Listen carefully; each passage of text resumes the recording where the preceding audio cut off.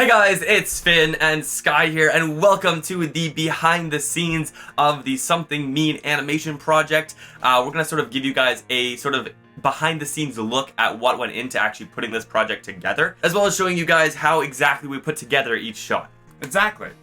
We put a lot of work into this project. We're really happy with it. You know, we kind of came up with this idea a while ago, and we've been working on it ever since, kind of on and off. Just doing a lot of animation, and we learned a whole bunch while we were doing this. So. Yeah, for sure. We actually had the idea for this back at Minecon 2013, which is a long time ago, and we've sort of been picking away at it, learning a few things, and yeah, just really trying to figure out how we would put this project together. And we learned a whole lot over the years figuring this whole thing out, and it's really cool to finally show it to you guys. So we thought it would be worthwhile to give you guys sort of an inside look on how that actually all came about.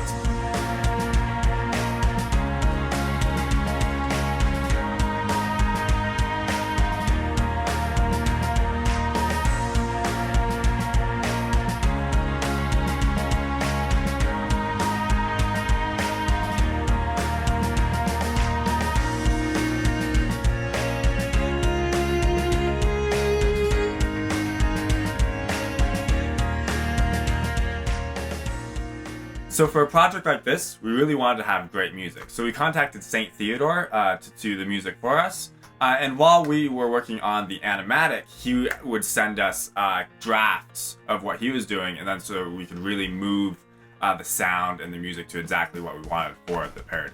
Yeah, for sure. So he sort of sent us a first version that was really bare bones with no lyrics, anything like that. And another one where he added the drums, that sort of thing, and we sort of gave him some feedback as far as what we wanted, and yeah, the music really evolved. So you can see it's sort of like a first version, and then we sort of changed a little from there, and then sort of the final version, and then it went to mastering, and that was cool to sort of see how it evolved as we were going, but at that point we already had almost the animatic completely finished by the time we got the music. And then it went into the actual animating. Now, initially we were going to do puppet animation, which is kind of like, we saw in a lot of TV shows and stuff how like they use this puppet animation. Thought, hey, that looks like pretty good, and it looks like it'd be really easy. But as we went along, it just didn't quite work out. Yeah, basically puppet animation is where you take one drawing that has multiple layers, and then you use bones to manipulate it. So it's sort of like using a computer software to manipulate motion, as opposed to drawing each frame individually. So it's like stop motion versus CG animation, so like a mesh. But it ended up not working, and so halfway through the project, actually, we had put a ton of work into creating tons of rigs. We rigged up a ton of mobs. We had the main rig for the character, which is actually Sky. So we had a main rig for that, and we had it from all different angles. We put tons of work into sort of setting everything up, all of our assets, whatever, and we did a bunch of shots. We did about halfway through, and we realized we just weren't happy with it. The style wasn't quite what we wanted. The animatic had a very sort of dark feel in the way we were doing it. It was too cartoony, and so we decided to just move to frame-by-frame animation. Yeah, so this really set us back a ton. So that was like the first year of work. We sort of were sort of dabbling into that, learning about how that all worked, and then yeah, we ended up scrapping the whole thing and starting over. So that really set us back a ton, but we're so much more happy with the result. Oh yeah, and frame-by-frame animation is sort of like a lost art nowadays. The only really people I see doing frame-by-frame animation is the Japanese with anime. Like there's barely any American shows nowadays that are frame-by-frame. So when you do see that, it's so much cooler. And so there's just like a few shows that really stand out. So we really wanted this to stand out. So we put really the extra effort in to learn how to do frame-by-frame animation. And I think it ended up really working really well. Oh yeah, for sure. As you may know, we started off with the animatic. We uploaded that to our channel. You can check it out down in the description. Basically what the animatic is, it's a rough animation that I did in Photoshop just to kind of get an idea for pacing and framing of each shot.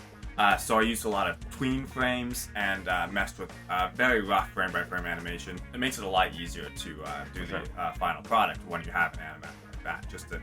It's a way to just kind of get your ideas down without worrying about it looking perfect. And then we moved on into doing the actual animation, which again was in Photoshop. So you started out by doing that. So yeah, exactly.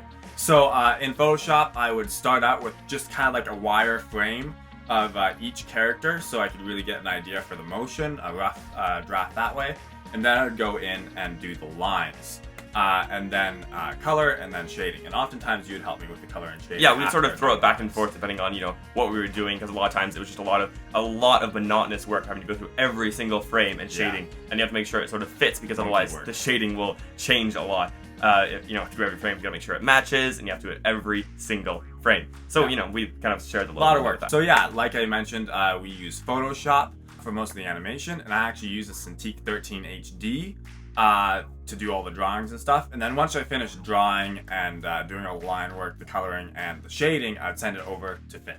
Yeah, so then after I got it, I would basically go through and render out every single layer of the animation separately as ProRes files, so they had transparency.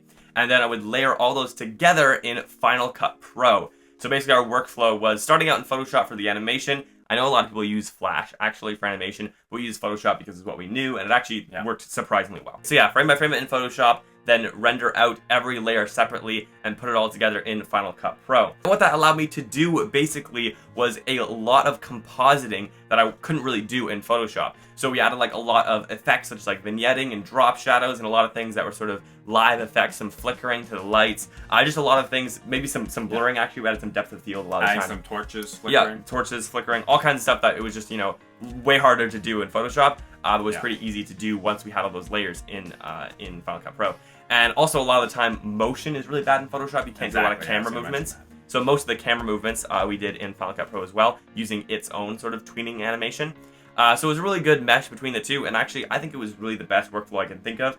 It really ended up working really, really well and had some great results. There was, however, quite a few shots in which we used a different software called Anime Studio, and this is actually what we were using originally to do the puppet animation.